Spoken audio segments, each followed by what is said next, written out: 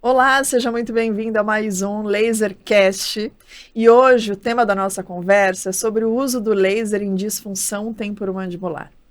E para falar sobre esse assunto com você, eu trouxe uma pessoa que é referência nesse tema, um profissional que eu admiro demais, um pesquisador e professor que atua comigo já há algum tempo, Fernando Carvalho. Então, seja muito bem-vindo, professor Olá, Fernando. olá aí para todos que estejam nos assistindo. É um grande prazer estar aqui com você, Luana, mais uma vez nesse belíssimo projeto. Fico muito feliz de te receber. Eu vou brevemente apresentar o professor Fernando. Então, para você que ainda não conhece, o professor Fernando ele é cirurgião dentista, ele é pesquisador também, colaborador no Laboratório Especial de Laser e Odontologia da FOUSP. É professor, inclusive, também dos cursos de laser pelo Lelo, dentro da USP, aí em parceria com a Fundação, e ele tem um amplo currículo. Ele já fez mini residência em dor orofacial pela Universidade de Kentucky e também na Califórnia. É habilitado em laser terapia pela Fundecto também. Mestre, doutor e pós-doutor em ciências pela Escola Paulista de Medicina, né, Unifesp, com uma área de concentração em distúrbios do sono. Ele é especialista em ortopedia funcional dos maxilares, especialista também em ortodontia, tendo também feito uma mini residência em ortodontia no Arizona, nos Estados Unidos. Então, uma pessoa super qualificada e, além disso tudo, é uma pessoa que realmente está engajada em pesquisas voltadas para esse tema que hoje a gente vai conversar. Então, Fernando, de novo, é um grande prazer estar com você. A gente já fez outros projetos juntos, é sempre uma troca muito grande e que eu tenho certeza que vai contribuir aí para muitas pessoas que estão nos assistindo hoje. E eu acho interessante, Fernando, para a gente começar a conversa, você pontuar para as pessoas o que é a tão famosa DTM, né? O quanto ela impacta na qualidade de vida dos pacientes que tem. Conta um pouquinho para nós sobre isso. Então, olha só, DTM, conhecida que todo mundo fala, eu tenho uma DTM, que é uma disfunção temporomandibular. Então, é uma abreviação de disfunção temporomandibular e que acomete uma região muito característica, que é a articulação temporomandibular. Mas uma pessoa, assim, mais desavisada ou que não sabe exatamente, pensa que é um problema localizado somente na articulação. Então, na articulação que a gente tem do lado da cabeça, acha que é só aquele problema. E, na verdade, é muito mais do que isso. A definição de disfunção temporomandibular, ela passa por um grupo de patologias, então não é uma patologia única, ela aglomera um grupo de patologias, que envolve, sim, o ponto central, a articulação temporomandibular, mas também envolve os músculos circundantes, por exemplo, os músculos mastigadores. E, além disso, abre muito leque nessa definição quando eu digo que as estruturas próximas ou estruturas associadas também estão envolvidas nesse grupo de patologia. Então, é uma coisa muito maior. Só para você ter uma ideia, Luana, a gente tem cefaleia de origem de DTM, tá certo? De um processo ocasionado por uma disfunção temporomandibular ou um desarranjo muscular nessa região. Então, ela é muito maior. Quando eu abro o meu leque para as estruturas associadas, eu não pego só as estruturas da face, mas eu também pego estruturas cervicais e músculos cervicais. E aí a gente abre para glândulas, músculos, vasos. Então, é bem complexo. E a gente precisa estar bem atento, porque a gente acha que DTM é exclusivamente uma dor que se dá nesse lugar. E, na verdade, não. É, né? É uma dor que pega... também algo que também é importante pontuar é que é multifatorial. As Sim. pessoas às vezes ficam em dúvida achando que é só porque tem um bruxismo, apertamento, algumas ideias equivocadas de itens isolados, de situações isoladas que eventualmente não é bem assim, né? O que eu costumo falar na minha aula é assim, tudo que é de origem, de etiologia multifatorial é muito complexo. É muito fácil você tratar como quando é uma causa que ocasiona uma doença ou uma patologia. E quando você tem várias causas, fica muito difícil. Então, tudo que você falou está incluído. O bruxismo está incluído, tá certo, mas ele não é o fator único. O estresse está incluído, ele não é o fator único. E aí a gente vai com pontos de riscos, tá certo? A gente vai aumentando o risco dessa pessoa ter esse tipo de patologia. Dentro de uma avaliação individual. Sempre dentro Cada de uma... um, né? Na sua avaliação, com o peso de cada variável. Claro. Né? E aí pensando que é aí multifatorial, né? É uma situação que você tem uma certa complexidade no seu diagnóstico e, claro, se reflete no tratamento. Como é que você enxerga, já o tema do nosso podcast, né? Como que você enxerga o laser como uma tecnologia, né? Uma ferramenta que te ajuda nesses tratamentos? Onde você inclui? Qual é o contexto? Então eu vou brevemente contar que, na verdade, eu iniciei muito antes do laser, tá certo? Eu comecei na odontologia, comecei nessa área muito antes do laser, e o laser veio depois, e a minha formação em laser também veio depois. E eu vou te falar que isso foi um divisor de águas na minha vida, tá certo? Então, eu acho que o laser, ele é um tipo de terapia que a gente tem à disposição com facilidade no consultório, tá certo? A gente só precisa... saber que a gente precisa ser treinado para isso, a gente precisa estudar para ter essa terapia. Mas é uma terapia maravilhosa, tá certo? É uma terapia... bem utilizada, né? Foi bem falado. Ela tem que ser bem utilizada e a pessoa tem que saber o que está fazendo, tá certo? O que eu estou querendo resolver? Quais são os locais que eu vou irradiar para esse resultado que eu quero? Então, isso é muito importante. E se você seguir isso, você vai ter excelentes resultados, assim como eu tenho. Porque não é de uma técnica específica, não, isso só dá certo com ele. Não, dá certo com qualquer um que use a técnica corretamente, que saiba abordar o paciente. Então, isso eu acho que é importantíssimo. E o principal efeito que você enxerga, assim, é muito em decorrência da analgesia? Como que é? Eu acredito que seja muito isso também, então, né? Isso, na verdade, é uma maravilha, né? Porque o paciente, eu vou te falar um minuto, um segundo antes, que quando o tratamento padrão, tratamento consagrado para DTM é o uso de dispositivo interoclusal. São as placas interoclusais, um tipo de dispositivo. Só que a gente tinha que moldar esse paciente. Hoje, talvez a gente não molde, mas a gente precisa escanear esse paciente, tá certo? Algum registro tem que ter. E a paciente precisa abrir a boca. E ele tinha muita dificuldade em abrir a boca. E hoje, eu consigo, tá certo? Com um relaxamento dessa musculatura através da analgesia, através da diminuição inflamatória, mas no primeiro momento uma analgesia que o paciente já sai melhor e muitas vezes, se eu quero moldar na primeira sessão, eu consigo moldar.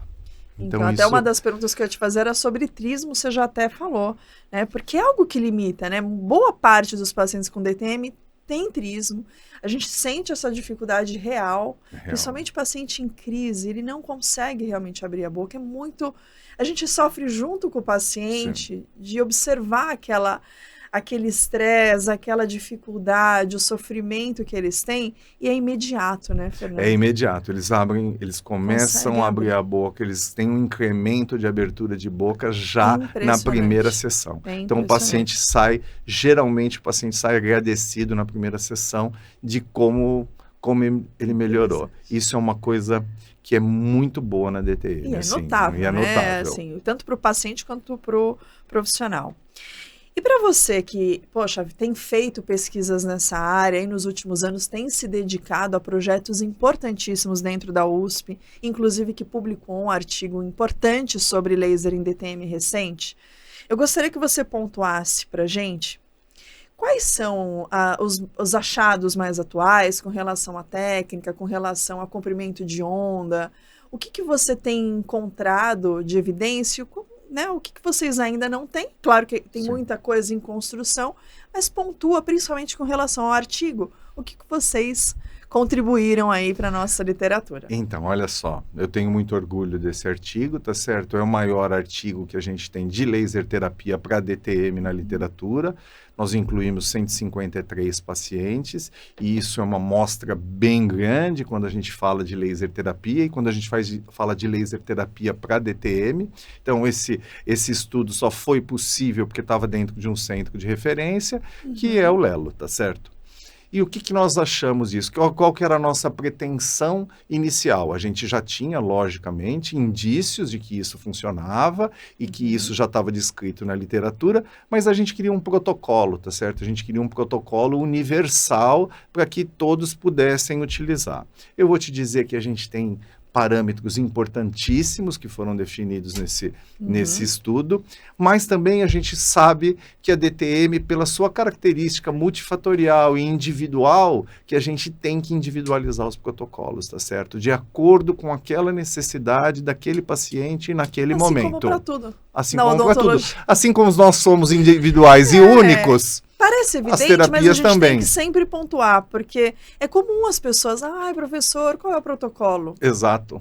A gente parte de um princípio de valores, mas a gente adapta, né? É isso que você está fazendo. Tem paciente que precisa aumentar, outros que a gente precisa diminuir. Exato. Né? E aí, o que a gente sabe hoje, o que a gente usa hoje? Pode ser que a gente faça um podcast novamente daqui a um mês e eu falo, olha, mudou, as evidências mudaram, mas hoje o que a gente tem está bem estabelecido. A gente usa o laser infravermelho, então um comprimento de onda na faixa de 808 nanômetros, tá certo? Que é para esse tipo de paciente. Então, para quem está nos assistindo e já tem algum conhecimento de laser, deve estar imaginando que a gente usa o infravermelho porque eu quero uma profundidade maior. Então, as minhas estruturas nervosas, estruturas musculares, elas estão mais profundas. E aí, então, eu desejo que a minha luz chegue nessas estruturas. Então, eu uso o infravermelho. E quais são os pontos? Isso é uma coisa, é uma pergunta recorrente, mas aonde você aplica? Então, eu aplico, existe um protocolo mínimo, tá certo? De aplicação, mas eu aplico em pontos álgicos. E aí, quando eu falo em pontos álgicos, envolve você fazer um bom exame clínico, você saber o que você vai examinar. E aí a gente volta na primeira pergunta que você me fez. O que é DTM? DTM é um problema na articulação, mas você não pode só examinar a articulação. Você tem que examinar tudo, né? Musculatura, articulação, tanto cervical quanto facial e de toda a cabeça. É isso aí. E, obviamente, seguir aquele protocolo, identificando esses pontos de dor, né, contemplando toda a região que aquele seu paciente precisa. Né? Um outro resultado que nós tivemos foi na quantidade, no que nós medimos? O quanto o paciente aumenta a abertura de boca. Quanto que ele tem de incremento. Por quê? Porque essa é uma queixa principal. O paciente reclama, eu não consigo ir numa lanchonete comer um lanche porque eu não consigo abrir a boca para introduzir, que é o trismo. Ele fica com uma abertura muito diminuída. Sim. E aí, você quer saber, logo na primeira sessão, quanto que você consegue, quanto você conseguiu de incremento. E isso tem uma dupla importância. Tem uma importância para você profissional, para você saber que você está indo no caminho certo, tá certo? E tem uma importância também para o paciente, para ele ver que aquela terapia está sendo eficaz com o problema que ele tem. Então, a gente sempre faz a medida de abertura de boca, e isso foi um dos nossos resultados, antes e depois da aplicação do laser. Assim como a gente faz a palpação em lugares pré-determinados e a gente retoma no final do tratamento, que é para o paciente perceber que ele diminuiu. E isso também foi um resultado que nós tivemos no ensaio clínico. Então, eu diminuí não só o número de locais dolorosos, mas o nível de dor. Então, vamos supor que numa graduação de 0 a 3, esse paciente tinha vários pontos com 3 e não zerou, mas de 3 ele foi para 1. E isso é bastante. É bastante, inclusive, para o paciente. Impressionante. E uma outra coisa que é interessante a gente discutir, esse trabalho você fez com equipamentos que tem uma única saída de luz, né? Uma única saída, isso Mas mesmo. A gente também tem muitos fisioterapeutas que também possivelmente estarão assistindo aqui, que têm acesso a equipamentos que a gente conhece como cluster, né? Isso. Que são aqueles equipamentos que têm várias saídas de luz simultâneas. Tá? onde áreas maiores podem ser tratadas. Eu sei que você já usou equipamentos como esse, então para quem tem um equipamento ou pensa, né, para essa finalidade, para DTM, como que você vê essa utilização? Funciona Então, mesmo? olha Poderia só, contribuir? ele contribui, ele diminui o tempo clínico, tá certo? A gente utiliza esses clusters, a gente tem os clusters, só que a gente tem que adaptar a quantidade de energia que a gente está fornecendo para aquele paciente. Então, eu costumo dizer que na laser terapia mais não é mais, tá certo? Mais pode ser menos, então você precisa calcular quantas saídas você tem naquele cluster, tá certo? Para saber quanto de energia não dar você... uma dose muito grande, Exatamente, né? Muito alta. Muito alta. E não ter o efeito necessário, né? Exatamente. Então, para quem for usar, acho que fica claro, tem que saber fazer a conta, conhecer dosimetria para não usar protocolo errado. Porque realmente a literatura ela pontua muito mais as irradiações pontuais, né? Usando os equipamentos de uma única saída. Sim. Né? E o feedback desses pacientes é impressionante, né? Como eles ficam gratos, né? Muito agradecidos. É muito interessante. Eu vejo muito isso em pacientes DTM, assim como, poxa, eu estou muito dentro da área de pacientes especiais, odonto hospitalar, essa gratidão de pacientes com dor, quando a gente oferece a tecnologia, é muito gratificante. E a gente vê bom, bastante, né? Isso lá no Lelo. Eu já tive paciente de marcar consulta, as consultas talvez não sejam tão rápidas quanto a pessoa deseja, mas... O paciente marca consulta, a hora que chega lá eu falo, não, doutor, eu vim aqui só para agradecer, porque eu não tive mais dor depois que terminou. Mas você está precisando de alguma coisa? Não, doutor, eu vim aqui hoje só para agradecer mesmo. Então é muito legal. E não tem coisa melhor, né? Para a gente que está na área da saúde, escutar esse feedback dos pacientes. Para nós também é algo que, nossa, a gente fica muito satisfeito, feliz. Estimulado, né? Estimulado. Aí fica, né, estudando cada vez mais. É isso aí. Né? E aí, por fim, eu queria te perguntar uma coisa que também é algo que deixa dúvida para muitos profissionais, né? Que é com relação ao tempo de acompanhamento. Esses pacientes com DTM, existe algum momento de alta? Eles ficam em acompanhamento por quanto tempo com você? Como que você observa esse término ou não do seu tratamento para DTM?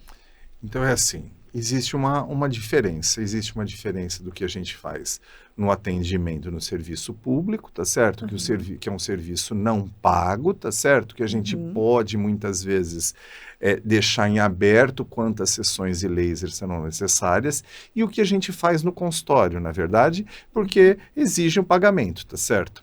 Então, existe uma maleabilidade diferente. E eu entendo que o profissional, que ele fique meio ansioso de saber com quantas sessões ele oferece para o paciente.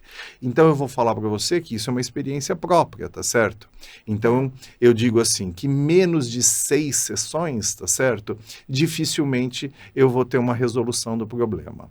E com 10 sessões... geralmente eu resolvo todos os problemas. Você vai falar, nunca você passou de 10 sessões? E eu vou te responder várias vezes. Mas desde que você demonstre ao seu paciente, seja ele do serviço público ou particular, que você está tendo uma melhora, e isso ele vai relatar, você aumenta esse número de sessões. Você costuma fechar pacotes? Assim? Eu fecho pacotes. Então, se eu tenho um problema agudo, que é a primeira vez que aquele paciente está tendo, eu acho que em 6 sessões eu vou resolver aquele problema, tá certo? E se eu acho que eu preciso de mais sessões, eu vou até 10 sessões. Ou quando aquele paciente tem um problema crônico, que já vem de muitos anos, já fez muitos tratamentos, e geralmente ele que te conta essa história, já te fala tudo que ele já fez, e aí você propõe a introdução de mais um tipo de tratamento, um tratamento adjuvante a tudo aquilo que ele faz. Eu costumo, Luana, acho que isso é um pouco de postura, mas eu vou falar um pouquinho aqui da postura profissional. Eu costumo não remover aquilo que o paciente já faz. Então, se o paciente vem com um dispositivo interoclusal, desde que ele seja esteja Adequado, né? adequado, ele continua com esse dispositivo. Se ele vem com uma medicação, ele continua com essa medicação. Então, eu somo aquele tipo de tratamento.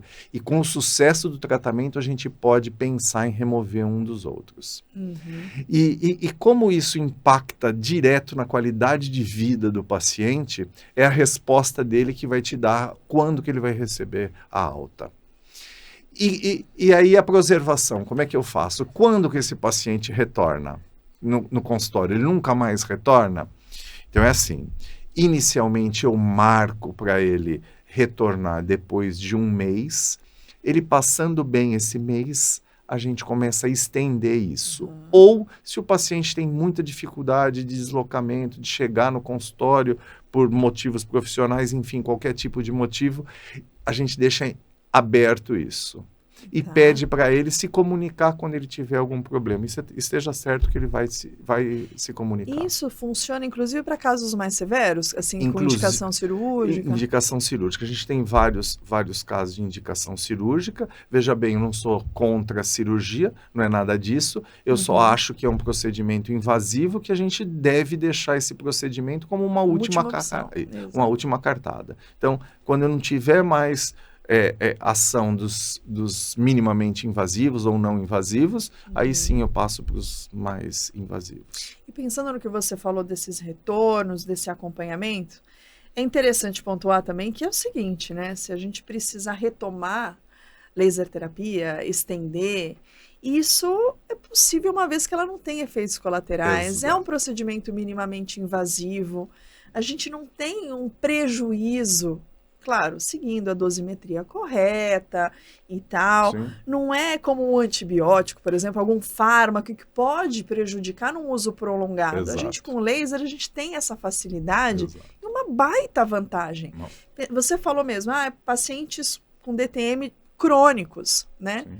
Ele vai ficar mais tempo e isso também não tem por que a gente limitar. A gente consegue ampliar essas aplicações, né? De uma forma segura e eficaz. Como você sabe que no consultório, o paciente agudo, na terceira sessão, ele está muito bem.